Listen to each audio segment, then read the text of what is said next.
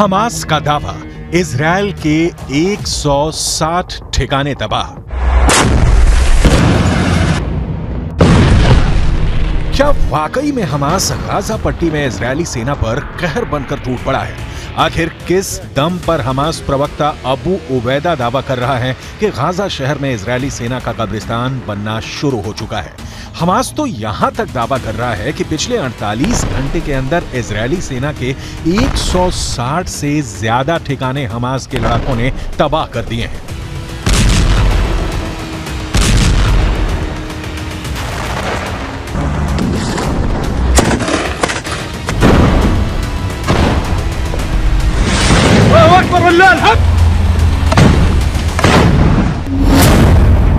तीन 365 दिन करेंगे जंग, हमास के लादेन का दावा। पहले आप ये जान लीजिए कि 1 महीने से ज्यादा की जंग में इजरायली सेना ने हमास को कितना नुकसान पहुंचाया और उत्तरी गाजा, दक्षिणी गाजा और वेस्ट बैंक में इजरायली सेना के ऑपरेशन कितने कामयाब हुए। इजरायल की वॉर कैबिनेट के मंत्री का दावा है कि 30 दिन की जंग में हमास के 6000 के करीब लड़ाके मारे जा चुके हैं।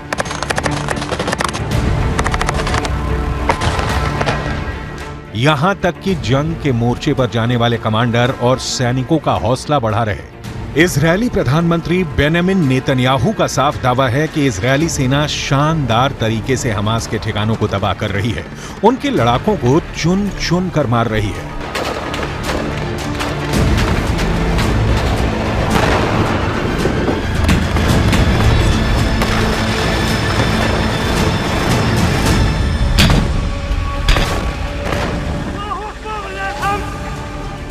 लेकिन बेंजामिन नेतन्याहू के दावे के ठीक उलट हमास प्रवक्ता अबू उबैदा ने दावा किया है कि उसने इजरायली सेना को भी भारी नुकसान पहुंचाया है।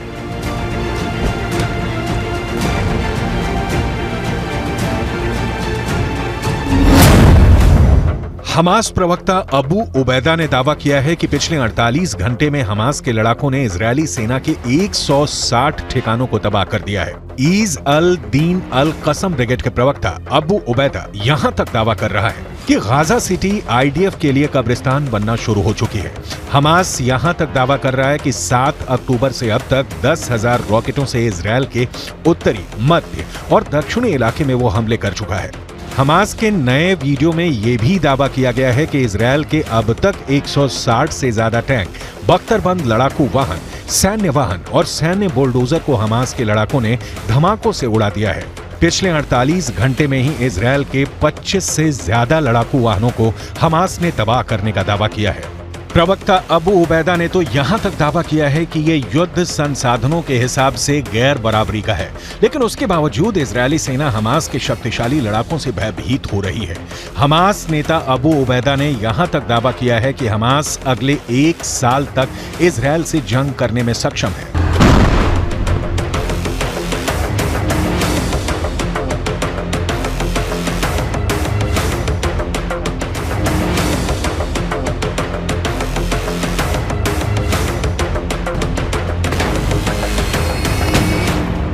تدمير أكثر من 160 آلية عسكرية صهيونية تدميرا كليا أو جزئيا منذ بدء العدوان البري للعدو، منها أكثر من 25 आलिया। हालांकि मिडिल ईस्ट और पश्चिम मीडिया की तरफ से जारी जो वीडियो सामने आ रहे हैं वो गाजा के लिए साक्षात नरक साबित हो रहे हैं। 11,000 से ज्यादा लोग गाजा में मारे जा चुके हैं। वेस्ट बैंक में हमास के कई कमांडर मारे जा चुके हैं।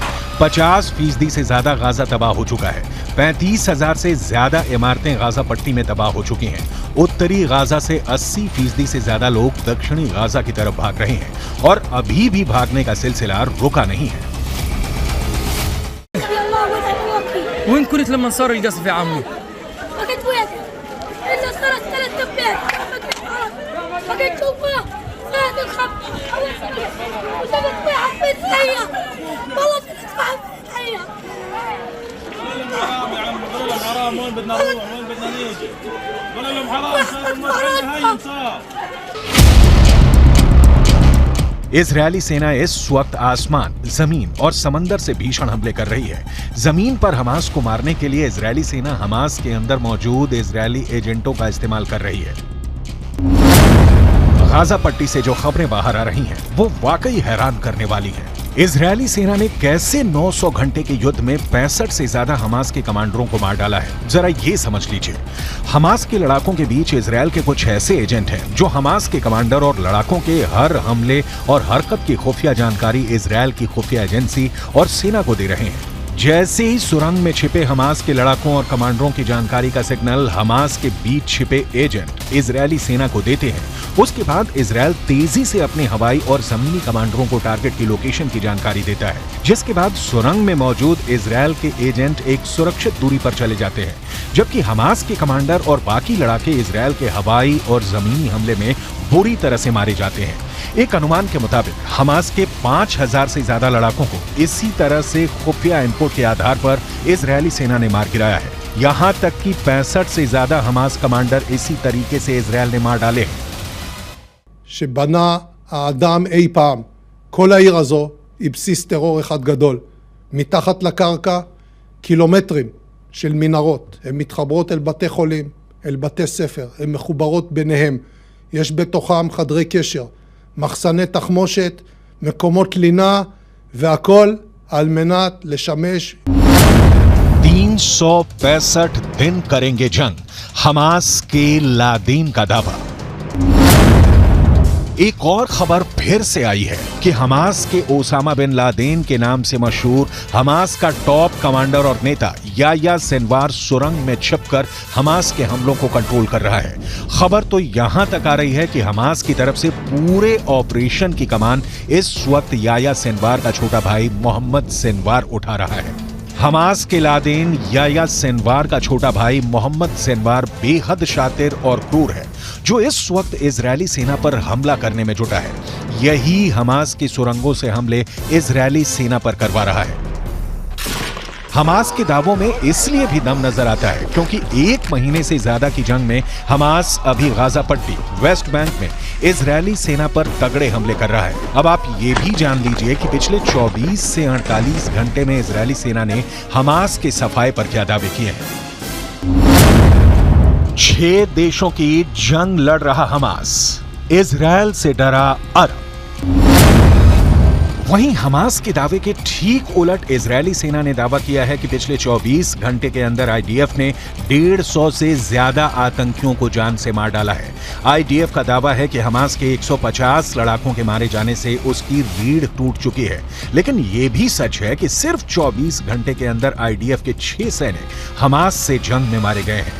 यहां तक कि गाजा पट्टी में मौजूद अल शिफा अस्पताल के पास भी इजरायली सेना की भीषण जंग हमास के लड़ाकों के साथ चल रही है।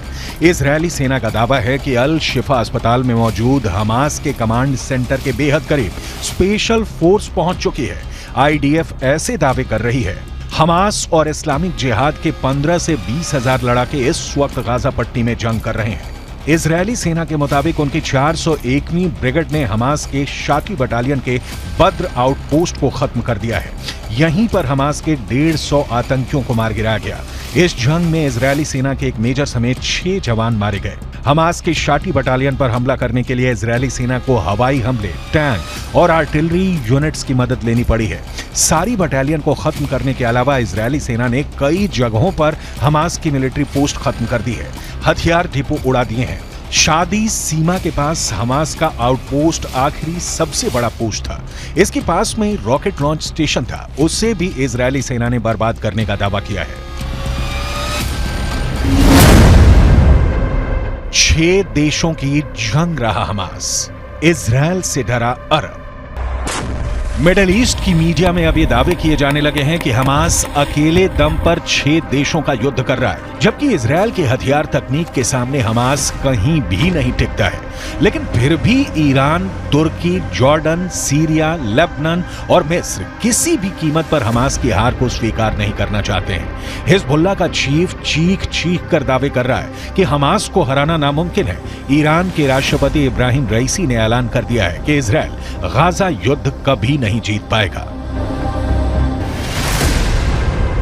हमास की अल कसम ब्रिगेड के लड़ाके आरपीजी, थर्मोबैरिक ग्रेनेड, रॉकेट से इजरायली सेना पर बेहद पास से हमले कर रहे हैं। इजरायली टैंकों पर महज 100 से 150 मीटर की दूरी से एंटी टैंक मिसाइलें और रॉकेट से हमले हो रहे हैं। हैरानी की बात तो यह है कि हमास की अल कसम ब्रिगेड अमेरिकी और रूसी हथियारों से इजरायली सेना पर हमला कर रही है। हमास के पास जो घातक राइफलें हैं उन्हें देखकर ही लग जाता है कि ये या तो अमेरिकी हैं या फिर रूसी।